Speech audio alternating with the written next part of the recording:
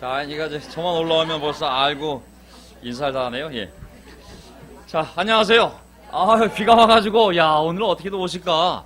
야, 이거 비가 쉽지 않을 텐데 했는데, 또 이렇게, 우리 이현주 어머님도 따님과 여봉 길도 오시고, 정말 대한민국 각처에서, 경기도에서, 서울 구석구석에서 모이신 모든 분들을 감사하고요. 오늘 이렇게, 정환이도 뒤에 와 있네? 예, 정환이 뒤에 와 있네. 반갑네. 예, 반갑습니다. 자, 오늘 잠깐 우리 형제자매들 소식을 전하면요. 우리 김성초 아버님하고 강춘호 아버님은 잠실에서 지난주에 김성태 아버님이라고 옛날 홀트 아동복지 아시죠? 그 회장님이 있어요. 그분이 홀트 아동복지 회장님이었거든요. 그래서 한 3년 교회 나오셨는데 세례 받으셨어요. 그래서 축하해주러 두 분이 대표를 가셨습니다. 올해는 우리 우리 조항사로 가셔야 되는데 내가 어떻게 갔냐고 쳤기던데 그래가지고 오늘 일본 달에 오셨고요. 저희 대표로 교장으로 계시고 우리 김두수 아버님은 오늘 항암 치료를 받아야 되는데 마지막 항암 치료 받아야 되는데 혈소판이 너무 떨어져서 몸을 좀 추스린 다음에 다시 항암 주사 맞으셔야 되거든요. 그래서 오고 싶다 그런 거를 오시지 마시라고 한 주만 더 몸을 추스리고 항암 치료 마치신 다음에 나오시라고 해서 지금 아마 인터넷에서 보시던지 아마 집에서 쉬면서 영주로 시간을 보내고 있을 겁니다. 그다음 우리 노문호 이경미 와 두 아이들 혜원 혜정이는 오래간만에 엄마가 휴가를 내서 우리 광주에서 우리 김익현 안현수 부부와 함께 예배를 드리고 있어요. 그래서 좋은 시간 보냈을 거라 믿고요. 우리 강승만 우리 김민숙 자매 또 김명숙 자매는 그 완주에서 굉장히 중요한 제사가 있어가지고 예 정말 부득이하게 지금 거기서도 예배를 드린다 그러더라고요. 그래서 그러면 그 제사 그 예배를 통해서 함께 하라고 내려가 있는 상태입니다. 자, 오늘 우리 백동갈 형제의 또 얘기 들으면서 놀란 생각이 들었어요. 야, 서울교회 명동교회 다니엘이네. 딱 제가 어떻게 고등학생이 그렇게 아버지가 제사를 그렇게 중요시하고 그 아버지가 효자 아닙니까? 어떻게 했을 때 그 부모에 대한 기억과 감사. 제사의 의미가 두 가지거든요. 기억과 감사거든요. 숭배가 아니거든요, 사실. 우상 숭배가 아니거든요. 어떻게 보면 그 아버지와 자기 조상에 대한 기억과 감사의 목적이었기 때문에 최선을 다하여 사는 분인데 어떻게 또 우리 기독교 교리 중에 하나가 또 절하지 말라는 우상에게 절하지 말라는 것이지 조상에게 절하지 말라는 건 아니거든요, 사실. 근데 그 구별이 애매하기 때문에 대가계산이 되어서 참 고등학생이 어떻게 그 어려운 시간을 이렇게 보냈을까라는 생각이 드니까 참 놀라운 생각이 들었습니다. 안타깝다는 생각도 들고요. 이 복음이 화해의 복음, 원수도 하나가 되는 게 복음인데 어떻게 그 복음을 통하여 그 아버지와 그 효자 아버지와 효자 아들이 이렇게 나눠진 모습을 보니 자 하나님이 다시 복음으로 두 분의 관계를 붙여주기를 기도했다는 생각이 들었습니다. 너무 감사하고요. 요즘 저는 우리 형제자매들과 함께 여러 가지 생각이 있지만 어떻게 우리가 이 바쁜 인생을 살면서 주일날에는 어쨌든 교회 와서 예배드리고 봉사하고 교제하다 보면은 집에 가면 저녁이 되거든요. 결국 마음껏 교제하고 쉴 수 있는 시간이 토요일이기 때문에 토요일을 어떻게 잘 수 있을까 고민이 많습니다. 그래서 뭐든지 한번 해서 함께 즐기면서 교제할 수 있는 길이 없을까? 그래서 요즘은 낚시도 함께 가보고 자전거도 타보고 또 누가 땅이 있다면은 거기에 캠핑 가가지고 무료니까 바베큐도 해먹어보고 장마가 쏟아져도 어쨌든 해보고 정말 뭐든지 해서 또 당일치기 휴가라 그래가지고 속초에도 새벽에 갔다가 그날 돌아오는 걸 해서 많은 걸 해보면서 우리가 어떻게 해서든 하나님이 주신 모든 것들을 안 믿는 자들이 아니라 가능하면 우리 안에서 함께 즐길 수 있는 길이 무엇일까를 많이 찾고 있거든요. 그래서 지금 또 2주 뒤에 다음 주에 또 계획되는 게 뭐냐면 바베큐 또 당일 또 코스가 준비되어 있습니다. 그래서 틈만 나면 형제자매들과 함께 어떻게 해서든 이 인생을 함께 즐기는 것을 한번 해보고 있거든요. 우리 한번 이 가족들끼리 하나님 주신 것을 마음껏 즐길 수 있는 길들을 많이 찾았으면 좋겠습니다. 자, 저는 오늘 설교 제목이 뭐냐면요. 너희는 주 너희 하나님 나만을 섬겨야 한다. 그러면 내가 너에게 복을 내려 하고 쫙 나가거든요. 사실은 어떤 형제가 최근에 성경 공부하다가 제자도에서 공부가 막혔어요. 너무 좋은 마음이었고 정말 내가 본 이래 교회에서 이렇게 좋은 마음을 가진 싱글 형제가 있었을까 할 정도로 마음이 열린 친구가 왔는데 제자 공부를 하면서 뭐가 막혔어요. 근데 저는 제자 공부만큼 그렇게 합리적이고 확신을 주는 공부가 없거든요. 사실은 제자는 하나님의 자신감이거든요. 이 자신감이거든요. 나만 믿으라고. 내가 책임질 수 있다고. My name is 여호와. 내가 너 창조했고 모든 걸 창조했다고. 너 미래 모르지. 내가 알고 있다고. 이 상태는 내 거라고. 내가 아버지라고. 날 믿고 따르라고. 그게 제자 공부거든요, 사실. 그러니까 제자 공부는 질 수 없는 짐을 지어주는 게 아니라 너 평생 갈 자신 있어? 죽을 수도 있어. 협박이 아니거든요. 제자도 공부는 하나님의 자신감인 거거든요. 확신이고 날 믿으라고. 너 천국에 데려갈 수 있다고. 그러려면 나한테 다 맡기라고. 그 얼마나 지당한 말씀이에요, 그렇죠? 하나님이 자신이 없어서 그거는 네가 알아서 해라. 그럼 제가 오히려 불안할 수가 있는데 다 맡기라고. 그게 바로 구약의 하나님의 그 언약을 맺을 때의 마음이거든요. 걱정하지 말. 나만을 믿어. 나만을. 다른 신 입에 담지도 말고 기억하지도 말라고. 나만을 믿으라고. 그거 맞는 거거든요. 그래서 우리가 이제 주제는 뭐냐면 십계명에 따른 지난주에 그걸 보셨죠, 그렇죠? 하나님 백성으로 사는 법, 또 하나님 백성이 서로 섬기는 법, 이런 실행법들을 주시고 이제 언약을 체결합니다. 언약. 구두로는 안 돼요. 구두로는 뭐든지 도장을 찍어야 되는 것이지 도장을 찍기 전까지 구두로는 누구든지 할 수 있거든요. 하나님이 피를 뿌려서 이제 언약을 맺습니다. 그 장면이 오늘 나오거든요. 그래서 오늘 요점은 특별한 요점이라기보다도 저는 특징이 이 장점 모르겠지만은 인간의 언어로 굳이 하나님 말씀에 다른 걸 만들기 싫어해요.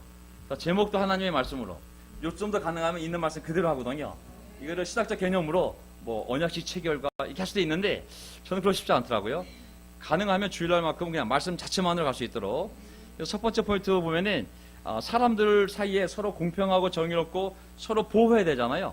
그래서 이제 안식년과 안식일을 주거든요. 그래서 6년 동안 일하고 7년째는 하지 말라고. 6일 동안 일하고 하루 쉬라고. 그래야 다른 사람들도 쉬고 먹을 수 있는 그런 취지의 명령이고요. 두 번째는 너희가 들어간 땅에 수많은 종교적인 문화들이 있을 거라고. 따라가지 말고 다 부셔버리고 나만을 따라오라고. 나만을. 그런 의미에서 그들의 종교적인 관습을 본받지 말아라. 가나안 땅 들어가거든. 세 번째 포인트는 이제 하나님의 언약을 맺습니다.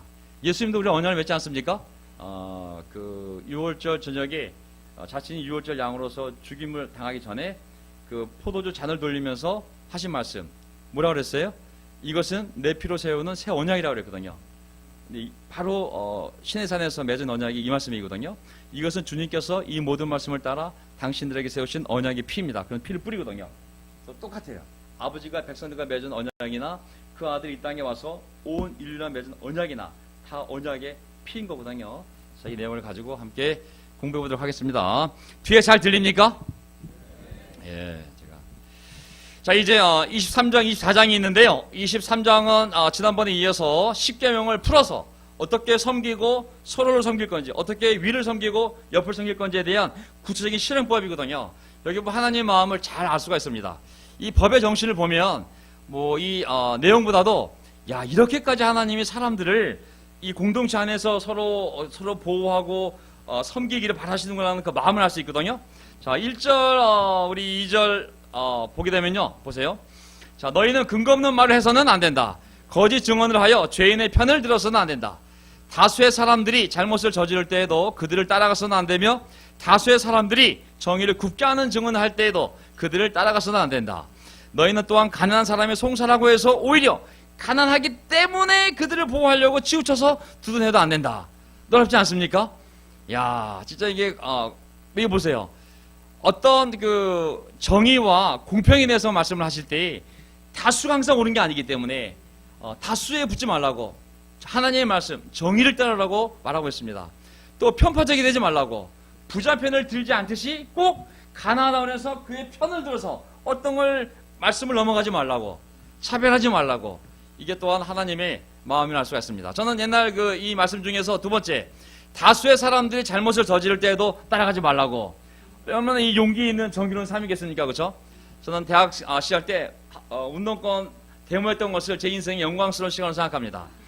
정말 많은 학생들이 시험을 위해서 공부했을 때 좀 앞에서 돌을 던진 것에 대해서 조금 더 부끄럽게 생각하지 않습니다.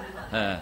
자, 어쨌든 우리 교회도 뭐 아무리 큰 교파, 교단, 삼성, LG 같은 브랜드의 감리교, 장로교가 있지만 우리는 크기 때문에 따라가는 것이 아니라 옳기 때문에 따라가는 교회가 되기를 바랍니다. 아멘. 또 우리가 아무리 커져도 잘못했으면 잘못을 인정하고 사과하고 그리고 또 바뀌는 교회가 되기를 바랍니다. 장로교, 감리교가 틀려서가 아닙니다. 꼭 뭐가. 하지만은 우리 확신이 있기 때문에 우리의 길을 가지 않습니까? 그래서 우리가 그런 확신을, 말씀의 근거한 확신, 아집이 아니라, 독단이 아니라 말씀의 근거한 확신을 지켜가되 틀리면 버릴 줄도 아는 용기가 있는 공동체가 되길 바랍니다. 그 다음에 이 4절 5절도 참 놀라워요. 보세요. 너희는 원수의 소나 나귀가 길을 잃고 헤매는 것을 보거든 박수를 쳐야죠. 아이고, 그러나 반드시 그것을 임자에게 돌려줘야 한다. 너희가 너희를 미워하는 사람의 나귀가 짐에 눌려 쓰러진 것을 보거든 박수를 쳐야죠. 그러나 그것을 그대로 내버려 두지 말고 반드시 임자가 나귀를 일으켜 세우는 것을 도와줘야 한다. 이게 율법인 거예요. 하나님의 명령인 거예요. 놀랍지 않습니까? 원수의 소나 원수의 나귀가 고통을 당하면 내가 왜 그 관심을 써야겠어요? 너도 한번 당해봐라. 오히려 쌤통이다 하지 않겠습니까? 하지만 하나님은 절대 그렇게 하지 말라고. 네 원수든 너를 미워하는 사람의 것이든 간에 어려움이 있으면 도와주는 것이 당연한 인지상정이요 사람이 할 도리라고 말씀을 하시는 거거든요. 참 이런 것을 그 십계명에 따른 참 그 실행법에 율법으로 만들어서 사람들로 하여금 공동체 안에서 아무리 미움이 있어도 해야 할 도리를 하게 하는 것이 하나님의 마음인 걸 생각할 때 참 많은 것을 뒤돌아보게 합니다. 예. 놀랍지 않습니까 이거? 야, 그냥 지나치지 말라고. 반드시 길을 찾아서 돌려줘야 한다고. 원수의 나이가 쓰러져 있으면 지나가지 말라고. 절대로 반드시 이렇게 세워서 도와줘야 한다고. 그 원수를 도와줘야 된다고. 야, 참 놀라운 마음인 것 같습니다. 자, 6절, 7절, 8절도 보세요. 너희는 가난한 사람의 송사라고 해서 그에게 불리한 판결 내려서는 안 된다. 거짓 고발을 물리쳐라. 죄 없는 사람과 의로운 사람을 죽여서는 안 된다. 절대 억울한 사람이 있어서는 안 된다는 거예요. 절대 억울한 사람이 있어서는 안 된다는 거예요. 왜? 생명과 그 생명과 관련된 것은 이 공정하게 보호가 돼야 되는 거거든요. 나는 악인을 의롭다고 하지 않기 때문이다. 너희는 뇌물을 받아서는 안 된다. 뇌물은 사람의 눈을 멀게 하고 의로운 사람의 말을 왜곡시킨다. 참 뇌물이 계속 반복되는 문제 아니겠습니까? 모든 대통령들, 박정희 대통령부터 시작을 해서 모든 대통령들이 비참한 이유는 다 그 정치자금을 모으고 뇌물 때문에. 얼마나 지금까지도 박근혜 대통령 다 이 뇌물과 관련되지 않습니까? 자, 어떻게 보면 진짜 하나님 말씀이 이게 3,500년 전에 광야에서 준 말씀이긴 하지만 얼마나 놀라운 말씀인지 모르겠습니다. 자, 우리 가운데 억울한 일이 없기를 바랍니다. 아멘. 예. 억울한 것은 하나님 원하는 상황이 아닌 것 같아요. 그 다음에 가난한 사람을 돌보는 이 말씀을 보세요. 10절부터 12절까지 보면 안식년과 안식일을 주는데 이 제도의 목적은 뭐냐면 그냥 시키면 해가 아니라 가난한 사람을 위한 짐승들까지 배려하는 하나님의 마음임을 알 수가 있어요. 너희는 6년 동안은 밭에 씨를 뿌려서 그 소출을 거둬들이고 7째 해에는 땅을 놀리고 묵혀서 거기서 자라는 것은 무엇이나 가난한 사람들이 먹게 하고 그렇게 하고 남은 것들은 들짐승이 먹게 해야 한다. 너희의 포도밭과 올리브밭도 그렇게 해야 한다. 모든 밭, 열매가 나오는 소출이 나오는 모든 맛은 반드시 7년째가 되면 경작을 해야 돼, 안 해야 돼요? 하지 말라는 거예요. 그냥 내버려 두라고. 내버려 두면 뭐가 나지 않겠어요? 손대지 말라고. 넌 손대지 말라고. 그냥 네 주변에 사는 가난한 사람이나 이웃, 필리핀 사장님 나빠요, 이런 사람들이 와서 마음껏 가져가게 하라는 거예요. 그리고 그들이 가져와 남은 것들은 짐승들도 먹어야 될 거 아니겠냐고. 야, 이 마음이 너무 넓지 않습니까? 그 다음에 12절. 너희는 엿새 동안 일을 하고 7일째 되는 날은 쉬어야 한다. 그래야 너희의 소와 나귀도 쉴 수 있을 것이다. 네가 쉬어야 소와 나귀도 쉬지 않겠냐고. 그리고 너희 여종의 아들과 몸부쳐 사는 사장님 나빠요, 나그네도 숨을 돌릴 수 있을 것이다. 그러니 이 하나님의 마음은 네가 7째 되는 쉬면 그 쉰 것만큼 그 다음 전에 더 나게 할 테니 하지 말라는 거거든요. 믿음 있는 사람이 할 수가 있는 거예요. 또 7째 날 쉬는 것도 물론 나가면 돈을 벌 수 있지만 네가 안 나가서 손해보는 거 내가 6일째 되는 날 2배를 줄게. 나가지 마. 이게 하나님의 마음인 거거든요. 안타깝게도 이 놀라운 법이 가나안 땅 들어가서 지킨 적이 한 번도 없다는 거예요. 왜? 나가면 돈인데, 야, 이거 심으면 소출이 나오는데, 야, 이 눈에 뻔히 보이니까 광야에서는 심을 게 없으니까는 아멘 할렐루야 지키겠습니다 했지만 막상 들어가서 보니, 야, 이거 씨를 뿌리면 이렇게 많은 열매가 나오는데, 야, 내가 이걸 왜? 결국 그들이 이 안식일과 안식년을 지킨 적이 없어요. 그래서 그들이 멸망을 당한 거거든요. 더 넣은 신념도 있지만 그들이 지킨 적이 없어요. 그래서 이게 결국은 참 욕심의 문제고 탐욕의 문제거든요. 10계명 마지막 계명이 뭐예요? 탐욕을 부리지 말라는 거잖아요. 욕심을 부리지 말라고. 결국 욕심 때문에 하나님도 떠나고 결국은 욕심 때문에 많은 부정적인 일을 벌여요. 자, 13절 보세요.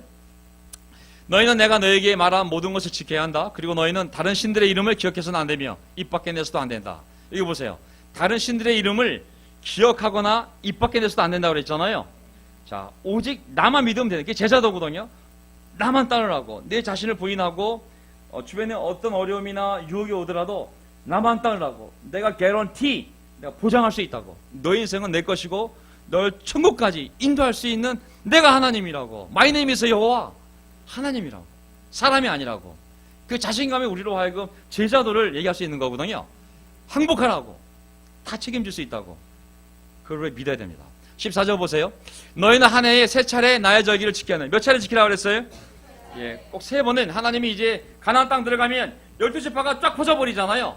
엄청 넓은 땅이기 때문에 그들이 어디에 살든지 간에 하나님이 지정하여 자신의 이름을 둔 성소가 있는 곳에 1년에 3번은 모든 남자들이 다 모여야 돼. 무조건. 모든 성인 남자들이 반드시 1년에 3번 누구의 절기를 지키기 위하여? 하나님의 절기예요. 그렇죠? 우리의 절기가 아닙니다. 예배는 누구의 예배예요? 우리의 예배예요? 하나님의 예배예요? 예, 그 절기를 날마다 나눈 게 예배예요. 이스라엘 백성들이 1년에 3번 하나님의 성소에 오는 것이 명령이라면 우리가 예수님이 부활한 새벽 주일을 기념하여 그 3번의 절기를 매일로 나누어서 이 자리에 오는 것은 누구의 예배를 위하여? 하나님의 예배인 거예요. 하나님이 받기 위한 예배지 우리가 즐기기 위한 예배는 아닌 것이거든요. 드리고 난 다음엔 우리가 즐길 수 있어요. 하지만 나의 절기를 지켜야 하는 것처럼 하나님의 예배를 위하여 우리가 모였음을 기억하시기 바랍니다. 그게 3가지예요. 3가지. 결정적인 절기, 페스티벌. 페스티벌이 아니죠. 이 함께 모여서 축제를 하며, 축제가 아니죠. 단어를 조심해야 되거든요. 이방 종기랑 연관된 단어가 또 축제이기 때문에. 자, 그 행사를 즐겁게 행사를 하며 하나님을 기억하고 감사하는 게 절기예요. 절기의 목적은 흩어져 살아. 흩어져 사는 땅에 이방 신들이 다 흩어져 있어요. 근데 그 영향을 깨고 지속적으로 모이면서 하나님을 기억하고 감사를 하면서 이방 신들의 영향을 받지 않게 하는 게 절기의 목적이거든요. 2가지 목적이 있는 거예요. 하나님을 기억하고 감사함으로 세상의 이방 종교 영향을 받지 않는 것이 이 절기의 목적이거든요. 그래서 3번을 반드시 아무리 멀리 떨어져 있어도 반드시 예루살렘 하나님의 이름을 두려고 하나님이 택하신 그리하여 그 자신이 머무르는 성소가 있는 그곳에 모든 남자들이 와야 되는 것이죠. 그래서 첫 번째가 무교절. 아시죠? 무교절. 6월절 16절에 너희가 애써서 밭에 씨를 뿌려서 거둔 곡식의 첫 열매로 맥추절을 지켜야 한다. 무슨 절이요? 맥추절이라고 그랬어요. 맥추절. 첫 열매가 나오는 맥추절. 그 다음에 아니죠. 또한 너희는 밭에서 애써 가꾼 것을 거두어들이는 한 해의 끝무렵에 수장절을 지켜야 한다. 그럼 몇 번이 있는 거예요? 1년에 3번? 3번? 6월절, 무교절 연결된 거잖아요. 그렇죠?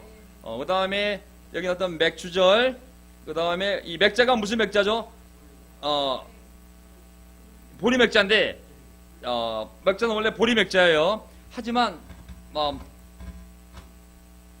정확한 의미는 밀이에요. 밀. 그 다음에 맨 마지막에 이거 뭐라 그랬어요? 이거 수장절 지켜야 한다고 했잖아요.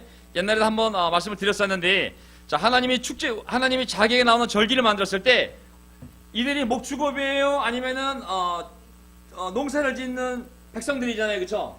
농사를 지을 때 이스라엘 땅에서 3번의 수확이 풍성한 수확이 가능한 거예요. 3월달 겨울 때 심었던 보리가 처음으로 그 이삭을 내는 게 3월달쯤 되는 보리 수확인 거예요. 처음으로 보리를 수확했으니 얼마나 기쁘겠어요. 그렇죠? 기쁠 때 유월절 시키는 거예요. 하나님은 우리에게 복을 주고 절기를 지키라 그러지 찌지게 가난하게 만든 다음에 절기를 지켜하지 않아요. 왜냐면 하나님 말씀하셨거든요. 누구든지 무엇인가 하나님께 가지고 나오라 그랬거든요. 우리가 하나님께 무엇이든 가지고 나가려면 무엇인가 줘야 될 거 아니에요. 하나님은 복을 주셔서 보리 농사가 잘 되게 하면 그 수확을 가지고 그 기쁨으로 하나님께 감사하고 기억할 수 있도록 6월절을 거기에 맞춰놨어요. 3월이에요, 3월.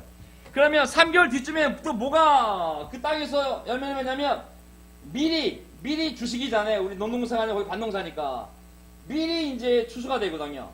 그분 미리 또 매일 곡식이니까 그게 또 풍성하게 맺으면 얼마나 기분이 좋겠어요. 그때 그 감사한 마음으로 하나님을 기억하고 감사할 수 있도록 바로 오순절, 77절이 오순절이에요. 오순절이 바로 이 두 번째 절기가 되겠습니다. 그 맨 마지막에 뭐예요? 이 수장절은 텐트절이라 그래가지고 모든 열매, 밭에서 난 열매든 과수에서 난 열매든 마지막 열매가 포도예요. 포도가 최종적으로 다 따져서 발로 밟아서 포도 주스까지 만들어 놓고 아이고야 올해 농사 끝 하는 게 바로 이 수장절이에요. 그 추수감사제. 그러니까는 얼마나 기분이 좋겠어요. 농사 다 끝났으니까 포도주 창고에 가득 차 있고, 야 내년 봄 무화과 나무 열매 나올 때까지 봄 추수 때까지 다 곡식이 저장돼 있으니 얼마나 기분이 좋겠어요. 그때 다시 집 위에 텐트를 치면서 하나님이 우리를 어떻게 구원했는지를 기억하고 감사하는 게 바로 이 수장절, 이 초막절이거든요. 그래서 예수님이 죽으신 게 언제예요? 6월절에 죽으신 거예요. 그렇죠? 성령님이 언제 오셨어요? 오순절 때 오셨어요. 그렇죠? 근데 교회가 세워졌잖아요. 그러면 마지막으로 다시 오실 때가 언제예요? 수장절. 다시 오실 날이 바로 이 수장절 때 다시 오시겠죠. 그렇죠? 예, 어쨌든 이 세 개의 절기를 주셨고 이 절기를 지킴으로써 하나님을 기억하고 감사하는 걸 잊지 말라고. 근데 우리는 이게 다 어디에 들어와 있어요? 예배 안에 들어왔어요. 예배. 매주 드리는 이 예배 안에 이 절기가 다 들어와서 예수님을 기억하고 하나님을 기억하고 감사하는 삶을 살고 있습니다. 아멘. 자, 그러면서 이제 17절 보면 너희 가운데 남자들은 모두 한 해에 3번 주님 앞에 나와야 한다. 너희는 나에게 바치는 희생제물에 피를 넣은 빵과 함께 바쳐서는 안 된다. 그리고 절기 때 나에게 바친 기름을 다음날 아침까지 남겨둬서는 안 된다. 하나님께 제물을 드릴 때 보면 3가지 꼭 드려야 돼요. 이게 번제가 되었던 화목제가 되었던 속죄제가 되었던지 간에 보면 기본적으로 번제는 다 태워 바치는 거잖아요. 근데 어떤 제사는 드리고 난 다음에 남은 것을 그 제사장과 그다음에 그 가족과 드린 가족들이 함께 먹는 제사가 있어요. 그러면 어떤 걸 바치냐면 보세요. 인간이 먹지 못한 내장, 기름, 피는 하나님께 바치라고 그랬어요. 그래서 피는 반드시 그 번제는 옆에 다 쏟아붓게 되어 있어요. 피는 절대 먹으면 안 돼요. 그러니까 어떤 사람들이 그러면 선지 어떡하냐? 선지 그 피인데. 어쨌든 피는 생명이기 때문에 사람이 먹으면 안 돼요. 막 몬도간에 막 사슴 펴서 피 먹잖아요. 절대 안 됩니다. 두 번째, 내장과 기름은 하나님 거라고 먹지 말라고 그랬어요. 전 여기서 뭘 느끼냐면 기름이 왜 좋아요, 안 좋아요? 기름이 모든 성인병의 원인이잖아요. 자, 정말 하나님이 놀랐다는 게 뭐냐면 안 좋은 걸 나한테 바치라고. 야, 저는 참 그 마음에 이 레위기를 나중에 공부하겠지만 레위기를 저도 공부하면서 야, 저 하나님이 너무 우리가 모르지만 이미 고지혈증, 당 우리는 모르지만 이미 다 존재한 병들이거든요, 사실. 이거 다 아시는 하나님이 야, 그런 건 너 먹지 말고 나에게 다 바치라고. 참 이 하나님 마음을 보면 부모가 좋은 걸 누구한테 주죠? 자식 주잖아요. 먹을 때 생선 대가리하고 꼬리는 본인이 먹지만 몸통은 자식들 주잖아요. 엄마 왜 그거 먹어? 그러면 엄마 이런 거 안 좋아해 이러잖아요. 그쵸? 야, 하나님이 재물을 바친 걸 보면 진짜 놀랍다고 생각이 들어요. 바치는 게 뭐냐면 피는 쏟아부어라. 내장, 기름이거든요. 이게 나야. 참 놀랐습니다. 그러면서 이제 뭐라고 말씀하시냐면 이제 내가 너희 앞에 한 천사를 보내어 길에서 너희를 지켜주며 내가 예배해둔 곳으로 너희를 데려가겠다. 너희는 삼가 그 말에 순종하며 20절 21절이죠. 그를 거역하지 말아라. 나의 이름이 그와 함께 있으므로 그가 너희의 반역을 용서하지 않을 것이다. 자, 가나안 땅 들어가야 되는데 너희만 가는 게 아니잖아요. 그렇죠? 한 천사를 너희 앞에 내가 보내주겠다고. 그가 널 지켜줄 거라고. 그리고 너희를 위하여 준비되어 있는 그 약속의 땅으로 그가 인도할 거라고. 그니 그 말에 순종해야 돼, 안 순종해야 돼요? 100% 순종해야 될 거 아니에요. 그렇죠? 그들은 한 번도 가보지 않은 땅, 그 천사는 하나님의 명을 받아서 그들을 하나님의 정해놓은 약속의 땅으로 데려갈 인도자잖아요. 절대 순종을 해야 되지 않습니까? 제자도가 뭐예요? 한 번도 살아보지 않은 인생을 살 때 나를 믿고 날 따르라고. 내가 아버지께로부터 왔고 내가 하나님이라고. 나를 100% 신뢰하라고. 내가 비행기 운전할 테니 너는 뒤에 여행 계획에 앉으라고, 간섭하지 말라고, 내가 의사라고, 넌 환자고, 내가 고쳤더니 내 말을 따르라고. 환자가 어떻게 해야겠어요? 100% 의사를 의지해야 되지 않겠습니까? 비행기 승객이라면 그 파일럿을 100% 신뢰해야 되지 않겠습니까? 그게 제자도예요. 철저하게 신뢰하고 우리가 순종하는 거 말씀하신 거거든요. 내가 가나안까지 들어갈 때까지 내 천사를 보낼 거라고. 절대 그를 신뢰하고 그를 믿고 거역하지 말고 따라가라고. 그가 약속의 땅에 가게 할 거라고. 그분이 또한 예수님 아니겠습니까? 아멘. 예수님이잖아요. 내가 아버지께로부터 왔다고. 내가 다시 아버지께로 가는 것뿐만 아니라 너희들을 다 데려갈 거라고. 어떻게 가는데요? 내가 길이야. 길이 보이는 길이 아니라 나를 따라오는 게 그 길을 가는 거라고. 예수님 말씀 생각나세요? 그분이 떠나기 전에 너희는 마음에 근심하지 말아라. 나를 믿고 또 나를 믿어라. 내 아버지 집에는 있을 곳이 많다. 그렇지 않다면 내가 너희가 있을 곳을 마련해 간다고 너에게 말하겠느냐? 내가 거짓말 하겠느냐? 나는 너희가 있을 곳을, 천국을 마련하러 간다. 내가 가서 너희와 있을 곳을 마련하면 다시 와서 너희를 나에게로 데려다가 내가 있는 곳에 너희도 함께 있게 하겠다. 똑같잖아요. 이 말씀하고. 내가 예비하여 둔 곳으로 너희를 데려가겠다. 그의 말을 믿으라고. 예수님이 오셔서 걱정하지 말라고. 내가 가서 너가 있어야 할 건 미리 마련하고 다시 데려올 거라고. 나를 기다리라고. 아멘. 우리의 신앙은 어떤 신앙이라고 그랬어요? 기다리는 신앙이라고 그랬잖아요. 이 땅에서 광야에서 잘 먹고 잘 사는 게 목적이 아닙니다. 그 천국에 들어가는 것이 목적이고, 천국에 들어가는 길은 물어보잖아요. 너희는 내가 어디로 가는지 그 길을 알고 있다. 도마가 예수께 말하였다. 도마, 도현. 왜 도자가 있는지 모르겠어요. 주님, 우리는 주님께서 어디로 가는지도 모르는데 어떻게 그 길을 알겠습니까? 예수께서 그에게 말씀하셨다. 뭐라고 말씀하셨어요? 내가 길이라고. 내가 길이. 아버지께 가는 길, 내 자체가 길이라고. 날 따라오는 게 천국 가는 길이라고. 진리, 내가 진리요, 내가 생명이라고. 날 거치지 않고서는 아무도 아버지께로 갈 사람이 없다고. 천국이 있는데 천국을 인도하는 사람은 나밖에 없다고. 나만 따라오라고. 내가 길이고 진리고 생명이라고. 날 통하지 않고는 아무에게도 아버지께로, 아버지가 계신 곳, 너희들이 갈 곳, 천국에 갈 사람이 없다는 거거든요. 그래서 김명호 어머니 열심히 성경 공부하고 있는데, 아멘. 다른 길이 없어요.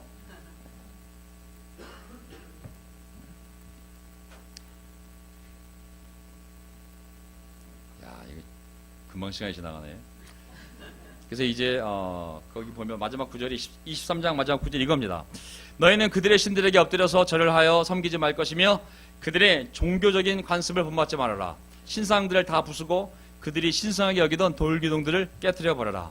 가나안 땅 들어가면 광야에서 40년 방황하던 그들보다 더 화려하게 물질적으로 잘 사는 족속들이 살고 있지 않습니까? 가나안 7족속들이 그들이 믿는 신과 그들이 믿는 제사 방식과 그들이 섬기던 성전이 있는데 보통 화려한 게 아닌 거거든요.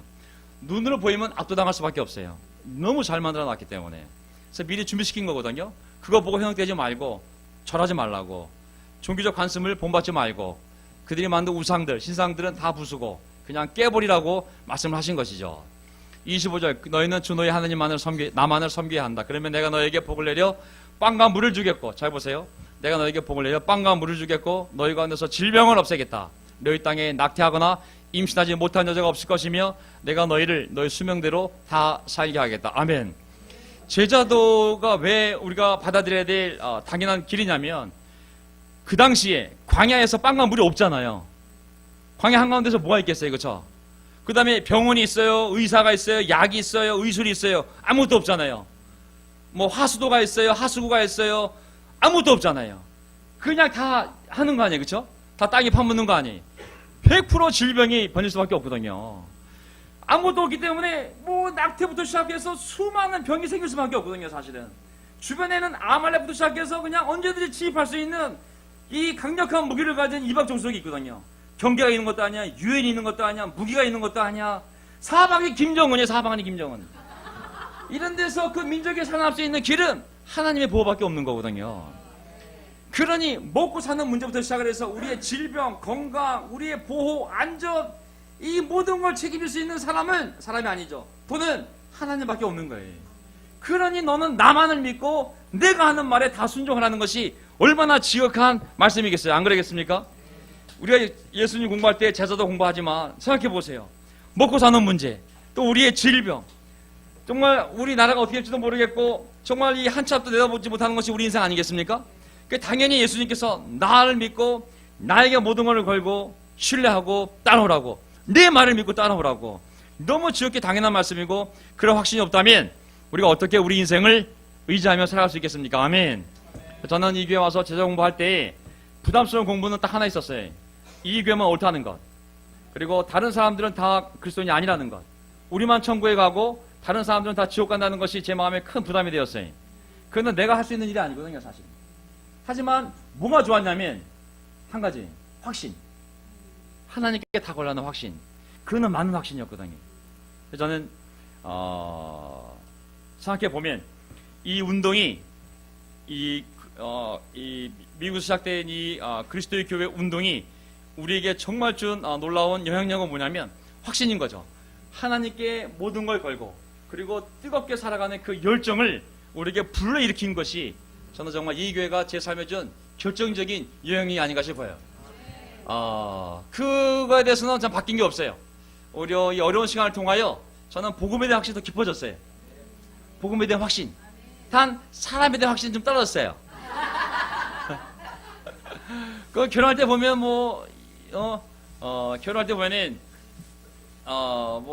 우리 살아오면서 부모님부터 많은 인정과 사랑을 받지 않지만 어느 날 이성이 나타나서 나를 너무 사랑해주고 너는 영원한 나의 짝 이렇게 미사역을 하면 당연히 마음이 쏠리지 않겠습니까? 하지만 결혼해 보면 또 마음이 또 줄어들잖아요, 사실은요. 그 사람의 한계, 약점을 보면서, 실수를 보면서.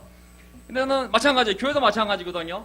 정말 처음에 보던 형제에 대한 모습, 막상 돌아와 살아보면 어때요? 많은 문제가 있지 않습니까? 인간적인 약점, 차이, 틀린 것부터 시작을 해서, 내가 받아들일 수 있는 것도 있지만 받을 수 없는 것들도 있고. 그럼에도 불구하고 저는 어떤 확신이 더 깊어졌냐면, 하나님에 대한 확신이 더 깊어진 것 같아요. 인간이 점점 작아지고, 킴맥키, 프랭키, 용근이 형, 사람들이 다 작아졌어요.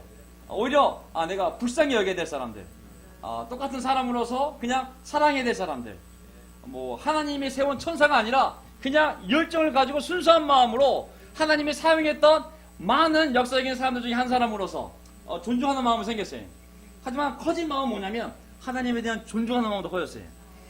이렇게 놀라우신 분이구나. 정말 그 구원을 나이가 들수록 더 깊이 이해하게 되면서 이 진리가 얼마나 놀라운 진리인지, 또 하나님이 세운 공동체가 많은 문제도 있지만 그래도 이 공동체가 얼마나 소중한지, 완벽해서가 아니라 온리기 때문이 아니라 하나님이 세운 공동체이기 때문에 얼마나 놀라운, 또 우리가 사랑해야 될 공동체인지, 이 확신이 더 커졌어요. 인간적인 것은 엄청 줄어들었고 성경적인 것, 그리고 영적인 확신은 더 깊어졌어요. 그리고 천국에 대한 확신, 이 삶이 얼마나 헛된지. 저는 원래부터 부정적인 사람은 아니지만 이 삶이 헛되다고 생각했었거든요, 항상. 그러니까 종교를 찾아다녔겠죠. 근데 이제 아내도 최근에 어지럼증이 한번 왔어요. 어지럼증은 뭐냐면 내가 가만히 있는데 지구가 도는 거야, 이렇게. 아무것도 할 수가 없어요. 아무것도 할 수가 없어요. 드디어 우리 둘이 만났어요, 이제. 인생이 얼마나 허무한지, 얼마나 한순간인지. 계속 바라볼 것은 천국밖에 없고, 남은 시간 우리가 봉사할 수 있다면 봉사하는 것만이 우리 삶의 기쁨임을 이제 우리는 우리 몸으로 삶으로 느꼈거든요. 그래서 저는 제자 공부할 때 오히려 사람들이 더 큰 확신을 줄 수가 있어요. 하나님의 자신감이잖아요. 다 깨부시라고, 세상에 있는 신상들 다 부셔버리라고, 그거 다 우상이고 쓸데없는 거고 너에게 아무런 행복도 기쁨을 줄 수 없는 거라고, 다 갖다 버리라고, 섬기지도 말고 거기 시간 쓰지도 말고 입에 담지도 말고 사귀지도 말고 나를 섬기고 내 말을 들으라고, 나야말로 유일하게 너의 인생을, 너의 가정생활을, 너의 자녀들을, 너의 미래를 책임지고 인도할 수 있는 여호와, 마이 네임 이즈 여호와, 너의 하나님이라고. 얼마나 당연한 말씀이에요, 그렇죠? 제자 공부는 우리에게 짐을 주는 공부가 되면 안 됩니다. 사람들에게 짐을 지우는, 그가 감당할 수 없는 믿음을 강요하는, 쇠뇌시키는 공부가 아니라 너무나 확실한 말씀을 가지고 설득하는 공부예요. 이 길이 아니면 또 어떤 길이 있는지 안 그러겠습니까? 그래서 우리는 마음에 근심하지 말고 하나님을 믿고 나를 믿으라는 예수의 말씀을 믿고 정말 우리가 그분의 말씀에 순종하며 살아나갈 때 하나님이 우리의 인생을 인도할 수 믿습니다. 예수님이 길이에요. 직장을 구할 때 어느 직장을 가야 되지? 어느 직장이 아니라 그냥 예수를 믿고 결정을 하면 그게 가야 될 직장인 것이죠. 우리 미래에 대해서 선택이 여러 가지가 있잖아요. 한국에 와야 될지, 미국에 가야 될지, 일본에 가야 될지. 기도하고 우리 마음속에서 결정이 되면 그 길이 예수님의 길을 믿고 가면 되는 거예요. 아니면 돌아오게 하실 거고, 그 길이면 하나님 복을 주지 않겠어요? 뭐든지 기도하고 예수 이름으로 기도하고 가는 길이 직장이 되었던, 대학교가 되었던, 미래가 되었던 그 길이 바로 예수님의 길이고, 그리고 예수님이 우리의 삶을 인도할 수 있습니다. 아멘. 믿음으로 말 수 있다면, 이 길이든 저 길이든 믿음으로 말 수 있다면 반드시 하나님이 우리 인생을 인도할 수 있습니다. 유일한 길, 유일한 진리, 그리고 우리가 누릴 생명은 오직 예수밖에 없음을 기억하시고 우리가 그 확신대로 살았으면 좋겠습니다. 자, 오늘 저는 여러 가지 설교가 있지만 여기서 마치고 싶어요. 원래 두 번째 포인트가 있었는데 24장 넘어가면 저와 여러분 관계 얼마나 멀어지겠어요. 저는 항상 설교를 충분히 준비합니다. 모자라지는 않아요. 상황을 봐가면서, 눈빛을 봐가면서, 여기서 잘라야 되겠구나. 그럼 마음이 흡족해요. 다음 주에 할 게 또 있거든. 지금. 자, 오늘 설교 정리를 해보면요, 이렇습니다. 너희는 주 너희 하나님만을 섬겨야 한다. 출애굽기 3장 말씀이거든요. 그럼 내가 너에게 복을 내려 빵과 물과 건강과 질병과 임신과 수많은 걸 주겠다고 우리가 믿어야 됩니다. 아멘. 지금 당장은 안 보여도 반드시 하나님이 자신이 하신 말씀에 책임을 지실 겁니다. 오직 주님만을 섬기고 그분의 말씀에 순종하는 저와 여러분이 되기를 바라면서 설교를 마치겠습니다. 아멘.